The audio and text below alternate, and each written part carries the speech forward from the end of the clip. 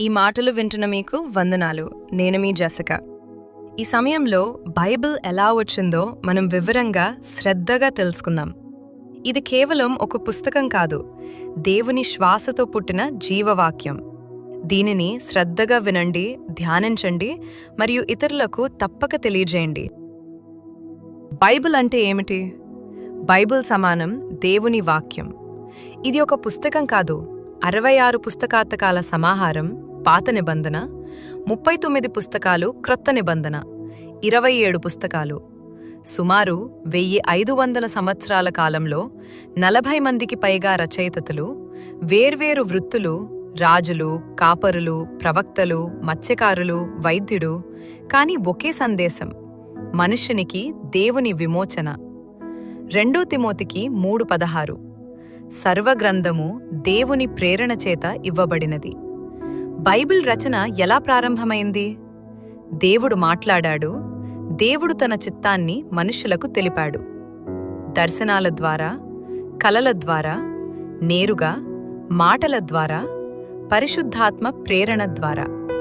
2 పేతురు 1:21.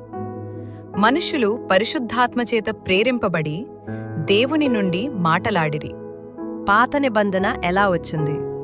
రచన ప్రధానంగా హెబ్రీ భాషలో కొంత భాగం, అరమైక్ భాషలో మోషే మొదటిగా వ్రాశాడు. ఆదికాండం మొదలు. వ్రాసిన పదార్థాలు మొదట రాళ్లపై 10 ఆజ్ఞలు, తరువాత పాపైరస్, చర్మపు చుట్టలు, స్క్రోల్స్. సంరక్షణ లేవీయులు, శాస్త్రులు చాలా జాగ్రత్తగా కాపాడారు. ఒక్క అక్షరం తప్పినా మొత్తం ప్రతిని తిరస్కరించేవారు. ఈ విధంగా పాత నిబంధన తరతరాలుగా భద్రపరచబడింది. క్రొత్త నిబంధన ఎలా వచ్చింది? రచయితలు మత్తయి, మార్కు, లూకా, యోహాను, పౌలు, పేతురు, యాకోబు, యూదాకాలం.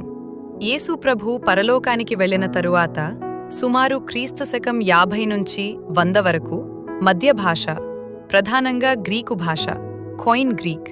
ఉద్దేశ్యం: యేసు జీవితం, ఆయన బోధ, శిలువ, పునరుద్ధానం, సంఘస్థాపన. 66 పుస్తకాలు ఎలా ఎంపికయ్యాయి? ఇది చాలా ముఖ్యమైన విషయం. ఎంపిక ప్రమాణాలు దేవుని ప్రేరణ ఉందా? అపోస్తలులచే లేదా వారి సహచరులచే వ్రాయబడిందా? సర్వసంఘం అంగీకరించిందా? సత్యోపదేశానికి సరిపోతుందా? ఈ ప్రమాణాల ప్రకారం క్రీస్తు శకం 4వ శతాబ్దంలో 66 పుస్తకాలు అధికారికంగా గుర్తించబడ్డాయి. బైబిల్ ఎలా ప్రతులుగా వ్యాపించింది? చేతివ్రాత ప్రతులు, ప్రింటింగ్ లేని కాలం. వేలాది ప్రతులు చేతితో వ్రాయబడ్డాయి. ప్రాచీన ప్రతులు, డెడ్ సీ స్క్రోల్స్. వేలాది హెబ్రీ, గ్రీకు ప్రతులు. ఇవన్నీ బైబిల్ విశ్వసనీయతను నిరూపిస్తున్నాయి. బైబిల్ అనువాదాలు ఎలా వచ్చాయి? భాషలు మొదట హెబ్రీ, గ్రీక్, తర్వాత లాటిన్, తర్వాత ఇంగ్లీష్, తెలుగు, ఇతర భాషలు. తెలుగు బైబిల్ మిషనరీల ద్వారా గ్రీకు, హెబ్రీ మూల గ్రంథాల నుండి అనువాదం. నేడు 2000కి పైగా భాషల్లో బైబిల్ ఉంది. చివరగా బైబిల్ ప్రత్యేకత: వేల సంవత్సరాలైనా మారని సత్యం, ప్రవచనాలు నెరవేరిన గ్రంథం, మనుష్యుని జీవితం మార్చే వాక్యం, యేసుక్రీస్తును కేంద్రంగా ఉంచిన గ్రంథం. యెషయా 40వ అధ్యాయం 8వ వచనం: మన దేవుని వాక్యము నిత్యము నిలిచియుండును.